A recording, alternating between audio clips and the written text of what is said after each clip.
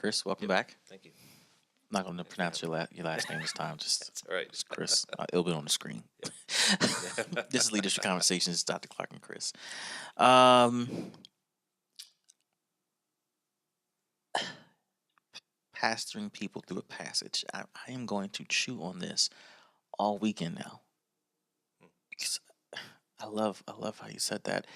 And then the context of that statement that from the previous episode, we were talking about um, the quote format of preaching, connecting with people, and this leads to kind of this conversation now, planting multiple smaller churches. Man, in New England, the reality of like you said, churches will not on average be bigger than 150. I have found that to be so attractive and so cool in its own right because, as you indicated, making that connection, that personalized connection, which is a New England thing, Mhm. Yeah. that's how you do it, right? But then for the ambitious planter, you're giving keys and tools to how to think bigger. And that is, if you envision something bigger, plant multiple smaller congregations. Mhm. And, my wife and I didn't come in thinking, we're going to have like 20 multiple small locations. It just so happened that Yep. we, being led by God, just started to do that because of necessity of the experience we had, not because it was a strategy. And right now, we're on the campus of our third small, intimate congregation. And it is, it's sweet. Every congregation has their own culture. Mhm. They have their own way of fellowshipping and connecting, and it's cool, man. It's just so. Talk to me about what does that look like to plant multiple small churches and how it can work in the New England context. Well, I think we to plant multiple small churches. There, I mean, let's be honest. God owns the cattle on every hill, and True. He has all the money in the world. True. But in the reality of church planting world, there's never enough money. even Also true, especially in yes. New England. And so, even being part of the North American Mission Board and Southern Baptist Convention, where we're the largest Protestant denomination in the country, I'm sure has the most money of any denomination. There's just never enough. There's never enough to go around, and so we. I think if you go into a community and you say, my target is to reach this community," like let's just I'll take Weathersfield because it's close and I know it the best. So there's 26,000 people, maybe 12 to 1,400 people go in town to an evangelical church. And I don't know how many people leave town to go to other churches or how many people in that 12 to 1,400 come into Weathersfield. I Right. don't know. But if you went into a community like that and you said, you know what, our strategy is going to be to reach people groups within Weathersfield because we believe God's called us to Weathersfield, then you don't need whatever it costs to start the typical church plant.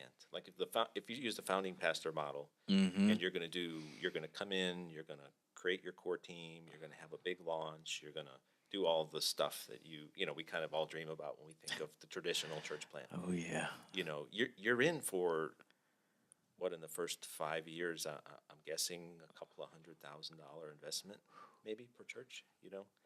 And so if you think about, well, we're going to reach Weathersfield and we're going to reach it with 5 church plants, for example, which you wouldn't reach it all, obviously, because every church would have to be a mega church. But if you're going to go in and you're going to do that, and this is what we're going to target, or even if you're going to target one in one town, one in the next town, one in the next town, one in the next town, I think if your approach is you're going to do that, you can really come in with a much smaller budget, Yeah. knowing that you're all going to work together. And I think in the context of thinking small churches, say for example we'll just stay with Weathersfield. So if you have one church and say one church takes off and so that church grows to 500, 600, 700 people, that one church is still going to have one key leader, kind of one vision. It's going to reach mostly it's going to reach one demographic, and it's going to take them how many years to ramp up and to reach that one group. if you come in and say, no, we're going to reach this community, and we recognize this community has, a very wealthy portion, it has a working class portion, it has, and you kind of look at, you do all of your mission work, kind of all your demographic work and your psychographic work, you kind of look at the community. You say, well, 5 churches of, say, 100 each can each have a different vision, a different leader, and they can reach into that community in so many different ways and have such a greater impact than one leader with one church. And I'm not criticizing the bigger church, because we need that too. Yes, we do. I'm thinking if we blend it together, I think a lot of times we have to think, we just have to think out of the box. Right. I mean, I think about the way Jesus ministered to people, and he was always looking at people and pushing them to become all they could be in Christ. But he wasn't really, I mean, he came and he had his mission and he had his purpose. But when he interacts with people, you always see like that very personal, and I think if you have five churches of 100 can do so much more and have such a greater impact than one church of 500. And the planter who has the grandiose vision of having a megachurch, if you're strategic enough, 5 times 100 is 500. Yeah.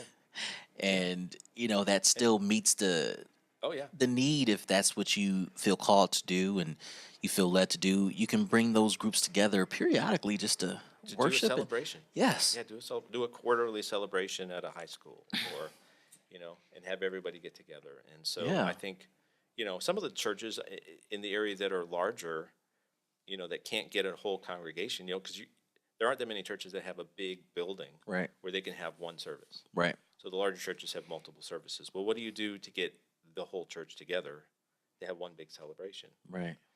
You have to rent a facility somewhere and go off-site. And so it's no different with and then if you come in and you say, well, we're going to do multiple small churches, well, why not? I mean, some of the most meaningful sermon preparation times I've had has been like a group where everybody comes to the table from their different backgrounds, and we're, this guy has this idea, he has this idea, I have this idea, and you kind of meld it together, and, everyone could, essentially, I suppose, you could all write one sermon and just share it, but you could each write your own, but you're getting the information from everybody. So I call that a So your prep time goes down. I've never prepped a sermon in that way, but I've written grants in what we call writing sessions. Yeah. And the best ideas kind of bubble to the top. So you're saying, there's a strategy that group writing of sermons among pastors, both staff pastors and lead pastors, can cut down prep time, which I agree with. Yeah. I mean, it's no different than prepping for this podcast. You prep some, I prep some, we bring it together and then create this third thing Right. that we're having, That right? doesn't follow what we started with. Right. Right. And just like God, he goes in any direction he wants, right? And you get to hit on different things you probably didn't consider if you just developed it on your own. Yeah. I remember the very first time I did it, I was writing a sermon with a pastor, very different denomination Yeah. than mine. And so he came with, we were old school. We came with books that we had made all our notes in and brought it together. And I hadn't heard of anybody that he was using for resources. Yeah. And he knew of some of the guys because he had been in ministry a long time, but he hadn't read any of them. And when we were preaching together, we decided we were going to preach the Lord's Prayer together. And so I said, we'll do it the same passage each week together, and we'll prepare. So we met at a library and we sat down, and it was amazing to me because it opened my eyes to things about the Lord's Prayer I had never thought about before, because he just brought different guys from different backgrounds than I had thought about. And it's in some ways it's a little chink in your armor of pride that somebody else could do it better than you. Yeah. But it was just different, and I never listened to his final sermons, and he never listened to mine that I know of. But together, I think we produced a good sermon series together, because we sharpened each other as we went through it. And I didn't do a lot of prep on my own beyond our time together. I just made a lot of notes, and then I just wrote it, kind of put it together in something I could preach from. So it actually reduced my time. Yeah. But it multiplied. I still look back at that very first one that I did it that way with fondness and think, I want to do that again someday. Yeah. You It's know, fun. I think if for those watching, they should really check out the podcast I did with Pastor Gary Knighton about preaching basics. Um, and you just gave me an idea or something I'm going to try out for Mm. Easter. You know, so stay tuned for that. So, Chris, um, why are more church planters needed in New England? Well, why is your job, your day job now, important as a part of the NAM network and the BCNE? We have, so in Connecticut, there are 3.6 million people. And so the best statistic that I can come up with is that about 400,000 people out of 3.6 million go to church on Sunday, typically. And so that's with a place like Connecticut that's, been around a long time and there's a lot of churches. That's a smidge over 10%. Yeah, it's Yeah, not much. yeah, And so it's hard for the churches that have existed for a long time to have kind of a fresh vision, and it can be done, that kind of revitalizing themselves and reaching out. But it is actually much easier if we just start a new church with somebody who has a passion and a heart and a desire, and taking an existing church and then trying to revitalize it is, I think, something we have to focus on. mm, But it's a long haul. Tom Rayner from Lifeway says that it's about a 10-year process from start to where you feel like you've taken that church where it needs to be. to revitalize an Revitalize an existing existing church. church. Okay. And so I'm not sure revitalize, replant, it kind of blends those two together.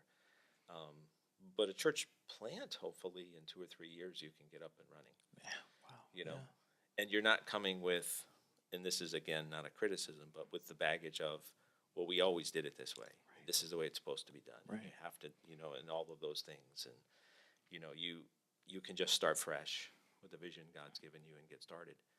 And so if we're going to reach into communities, as much as it's hard in New England and people are suspicious of new things, still I think one of the best ways to do that is it's really going to be a combination of revitalizing.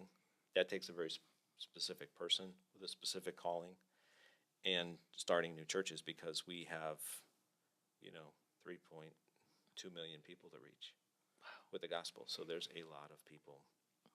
And a lot of the churches, a lot of the people in Connecticut, especially, we have the cities. Obviously, we've got Bridgeport and Greenwich and New Haven and Stamford and Hartford. But a lot of the people live in these smaller communities. Yes. We've got great churches that are growing and making a difference in smaller communities, but they're going to reach that small community. Someone's not going to commute from Hartford to Putnam or to Griswold or to Milford, and so we need multiple small churches in those regions, because it's not easy to get from here to those places. Right. So people aren't going to drive, if someone's going to drive 10 minutes to church, that's probably typical. 20 minutes, they're pretty committed. They're going to drive a half hour to church, that's a super committed person each way, to give that extra. Yeah. We don't like to do that for work. Oh, In God. Connecticut, we don't want to do that. And they say Connecticut, everything's about an hour away. Highway. Yeah, yeah. So, Oh, yeah. so that's interesting dynamic. So, what is NAM, Mhm. and why should planters consider partnering with NAM when following their God-given call to plant a church? NAMM stands for the North American Mission Board. And so it's really the church, primarily it's focused, it has multiple different things that it does, but what it focuses on, I think most and best, is church planting Mm. across America. Mm. We also do disaster relief and evangelism and other things, but Yep. Reaching the United States through church planting is what we focus on. And so why I think it's important, I can tell you from experience. So when we started our church with this little core group of people, our only connection was with people 600 miles away. We had no one here. Yeah. And so doing it alone without any help is incredibly hard. You already feel isolated because you're starting a church. So people don't know what that is. It's difficult. So being a part of an organization, and I think the North American Mission Board is unique just because it is so large. But what it provides is relationships. We've got probably the strongest network of church planters here. And we have not only just the North American Mission Board, which is a national organization, but we've got the Baptist Convention of New England, which is also 100% committed to church planting as well and resourcing church planters. And so I think an organization coming to New England, planting a church by yourself, is really a recipe for a lot of heartache. Church planting is hard. Yeah. And so anything you can do to help yourself be in the best position to navigate through that difficulty that you're going to face, all the difficulties, being part of an organization like the North American Mission Board or the Baptist Convention of New England, it's going to provide not just money, which is what everyone kind of thinks, oh, they'll provide money. We do provide resources, but, there's the training, there's the fellowship and the relationship with other planters. There's that sense that you're part of something that's much bigger that God's doing, that's intangible. Just to say, yeah, I'm part of this organization, and I have people that I can call. I have people that will help me, that are here. They're not, like in my case, was 600 miles away. So when I was in crisis, they would say, well, let's see if we can get a flight out in a couple weeks and we'll come see you. So for 2 weeks, you languish, wondering, am I going to survive this? And being part of a larger organization here means, in an hour, like in my case is the catalyst. So I spend time with church planters. You can call me anytime or text me anytime, or, we could meet up the same day. Right. And we can talk it through. And so we've got resources for churches, for existing churches, plants. There's just a lot there and a lot available. Yeah, I mean, NAMM's been a friend, a partner, a platform, Yeah. network that has helped me, and other planners who otherwise are coming here with absolutely nothing. Right. And the calling, what it's like, and I never thought about in these terms. When Jesus sent out his disciples 2 by 2 and told them to take no purse, no cloak, no nothing, just go share the gospel. And, wherever you find peace, you stay. From there, you'll get the resourcing you need. If there's no peace, shake the dust off your feet and keep it moving. For many planters, we've found NAMM, the BC&E, Terry, David, you, to be that place of peace. Resources beyond financial that has made the faith journey worth it. Yeah. And thank you. I think as the Lord continues to lead us to plant more, I mean, I see NAMM and BC&E as a strategic partner for many, many reasons. But for planters who are moving into New England and need a safe place with a low barrier of entry, not to say that, they won't have to go through the process of ensuring their commitment, but if you want a place where you're going to be welcomed, loved on, not given a runaround, NAMM's that place. For me, before you took over this role, it was Terry. Terry, in the love he showed, man, and that's how he's known. Yeah. And even as the executive director of BC&E, I mean, he's still known as that. And, Yeah. and that person and having that baton passed down to you, it's a continuation of how I was welcomed in a positive way to New England. So I feel safe, comfortable, and secure in saying, anybody moving into the area needs to see you because they'll find what they need, or at least point it into a direction that can help them plant their church, with the support that's necessary. Anything, is there a final thought that you want to share before we conclude our session together? I would, and it just comes out of what you were just saying, and thinking about coming out here and planting a church. One of the things, as planters, we all have, we have a vision. We have kind of this idealism that comes with what the church planting life is going to be, and we know there'll be struggles, but we haven't experienced them if it's the first church. One of the things I think that being a part of a bigger organization like the North American Mission Board, what's really helpful, as much as it's a difficult process at times to go through the assessment that we have everybody go through, I think having the way we're doing assessment, where up front we have a kind of a personal interview, just to kind of see, especially someone we don't know, and get to know them better, and then take planters through a more detailed assessment. As much as it's difficult and we all kind of look at it and think, oh, it's a pain in the neck, it's too long, it's all this, the process is good because you get to know yourself, and the people that you'll be working with are getting to know you. Yeah. And so you can work better together, and the process can help point out maybe some blind spots that we Sure. all have but we don't see, Sure. obviously. Sure.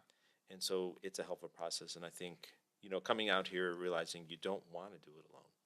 Right. It may sound romantic, but you don't want to do it alone. Right. And so Jesus didn't. Jesus didn't do it alone. Yeah. That's true. And so I think that's probably the thing to me, and the other thing is something we've talked about in our church planner network is, being sure that we're taking care of ourselves, as planters, not just physically, but spiritually, Yes. making sure we're sharpening our minds, because sometimes you come out thinking, well, I know what I need to do.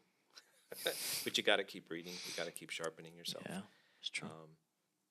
And keeping tabs on our relationships, making sure we have relationships with other people who understand. One of the things that comes out in the CPN, which I appreciate, is one of the guys had said this multiple times. He said, "This is the only place I can come as a church planter where I don't have to explain myself." He said, "Everybody here, every one of you knows exactly what this feels like, so I can just say it." And so, having those relationships, and then make sure you're nurturing your relationship with your spouse and with your kids. So just kind of watching out for yourself. That's really important as well. So, and we could go on for an hour, but Yeah. that's probably it. Thanks. Thanks, Chris. Good. Thank you for having me.